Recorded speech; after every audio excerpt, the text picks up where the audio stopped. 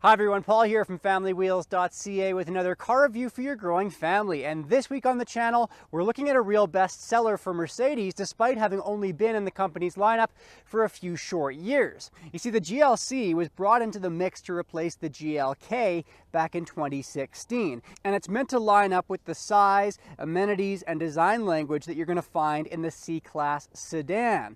But we've seen a fair bit of change in this segment this year. Three of its biggest rivals, the Audi Q5, the BMW X3, and the Acura RDX, have all put on some pretty sharp new duds with total redesigns. So we're going to spend some time in the GLC here, see what makes it stand out from the rest of that really well-dressed pack, and we're doing it courtesy of the team at Lone Star Mercedes-Benz here in Calgary this week here on Family Wheels.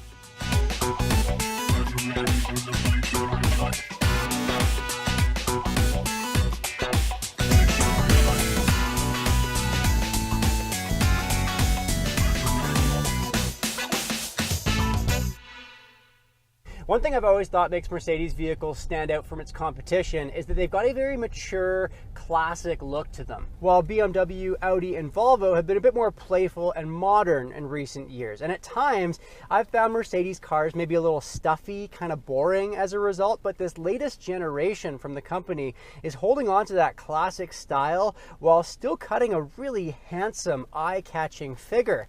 The GLC looks planted yet sporty, it feels very high-end, and even just closing the doors in here gives you a very satisfying, confidence-inspiring thunk. And it's not just for show either. This car has a top Safety Pick Plus rating from the Insurance Institute for Highway Safety. That's as safe as you can get. It's a solid car. When you climb inside, it's the same kind of story. We've got great attention to detail in here. The materials, the switchware, all feel really high-end. So initial impressions are good. Now, there's not much new stuff to talk about for 2019 in this car, but the big thing is the arrival of Mercedes Me. It's like a built-in concierge that couples up to an app on your phone, so you can see where your car is at any given moment. You can unlock the doors, book service appointments, create geofencing, so like your teen kids, for example, don't stray too far from home. This is a feature we've seen from the likes of Lincoln for a few years now, but here in Mercedes, we're now going to have it on pretty much every vehicle in the company's lineup as standard for 2019. Now, getting into a GLC in Canada will set you back at least $47,300, which is slightly cheaper than the X3 and a few grand more than the starting price for the Q5.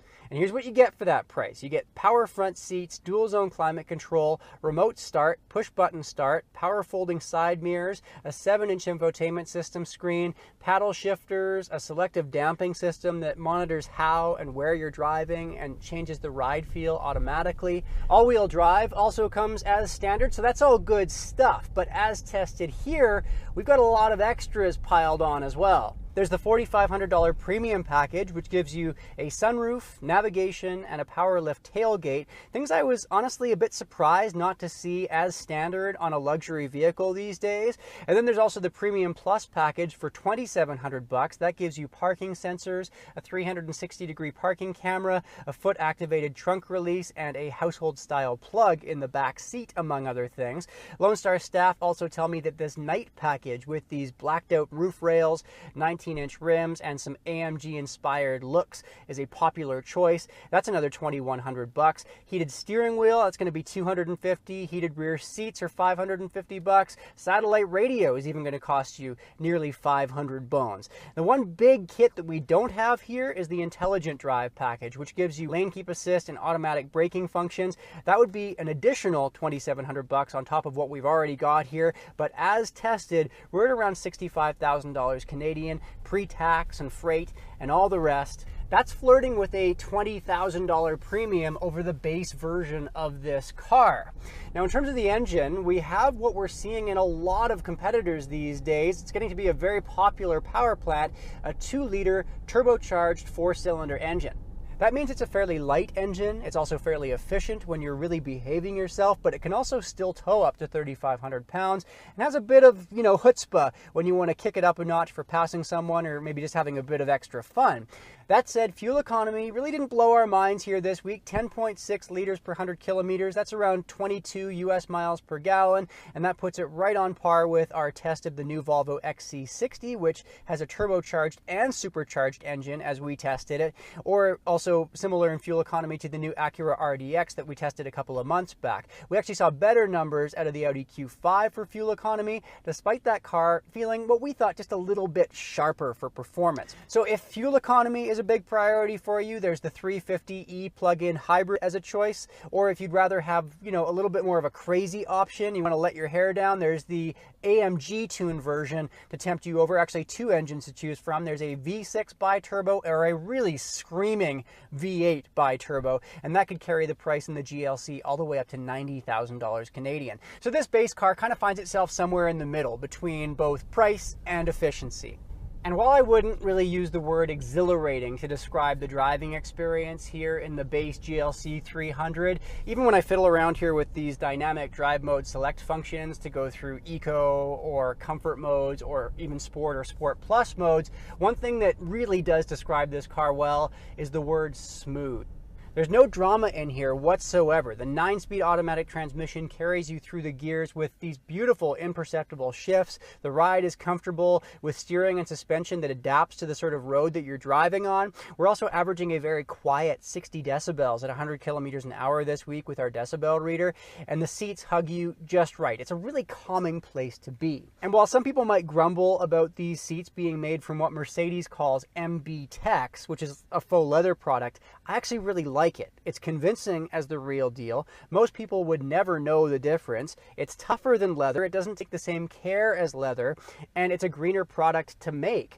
Now, one of the extras that we have here in this cabin that I would definitely splash out on is this open pore wood for $250, because the piano black plastic that you get in this car looks good initially, but it does scratch up really easily. We find this in all piano black plastics that we test.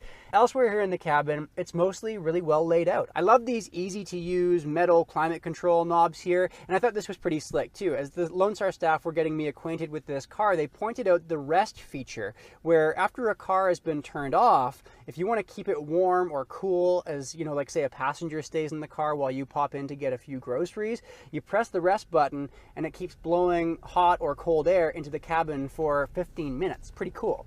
But speaking of staying comfortable, one thing I was surprised not to see in a $65,000 SUV as tested here are ventilated seats. We don't have them.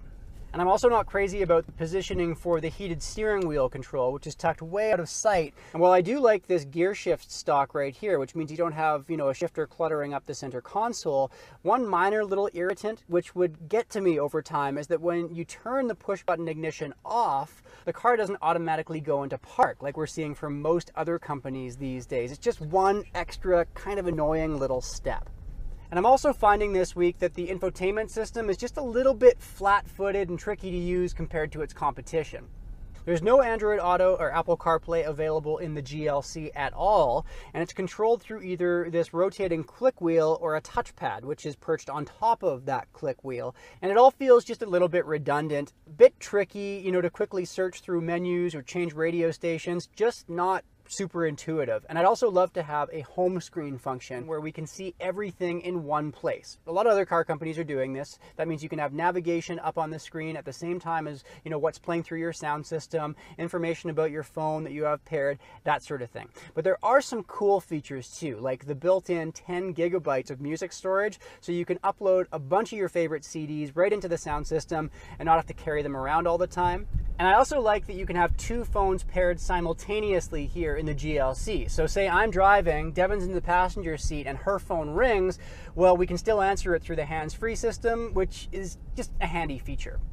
Now jump into the back seat, and the GLC is plenty roomy for a couple of adults. Seating for three, a bit of a trickier business though with that hump in the floor in the middle position. Roger in his front-facing car seat, meanwhile, has more than enough space, but rear-facing car seats are a bit of a different story. We're measuring out 26.5 inches from the back of the front passenger seat up to the glove box. It's going to be tight, and it actually falls way behind that new Acura RDX, which really impressed us on that front. Now back in the trunk, the optional automatic tailgate does take its sweet time getting up, around 7 seconds. But once it's out of the way, you're looking at a fairly typical 550 liters of space, which puts it right on par with the Q5 or the Jaguar F-Pace. And it can fit our standardized trunk test quite capably. Comox, the dog, also perfectly happy back there. But it does fall about 250 liters behind the BMW or the Acura, and that extra space does go a long way in this class. Now, there are a few things that I love about the GLC trunk. I love the lockable storage bin that's underneath it. And of course, this car doesn't have a spare tire back there. It has run flats, so you don't need that extra space in the boot. Instead, you've got this big vacuous compartment, which is big enough to hold those, pesky tonneau covers when you don't need them and you don't want them filling up your garage. And if you're after more room, then the second row flips down really easily with the push of a button, which leaves you a very usable flat cargo space. And of course, you can also flip down just the center position on the second row for a center pass-through, which means that carrying a few pairs of skis in this thing, heading off to the mountains with your friends, would be really easy too. I think that's a really handy feature. So the GLC is not the most spacious vehicle in this segment. It's not the most fuel efficient, and it's not the most exhilarating to drive, at least here in this base version, but it does strike a nice middle ground for you. And it's a smart looking, smooth driving, really solid feeling little SUV with some clever features on the inside. But if you are focused on a more fuel efficient drive, then there's always the hybrid electric version of this car to look at, or you can always crank up the volume in the AMG tune versions of this car as well. But if you're watching this and you're thinking it just looks a little bit too tight, or you want even more refinement out of your Mercedes, make sure to check out our video of the slightly larger GLE right here as well, and we'll see you next time on Family Wheels.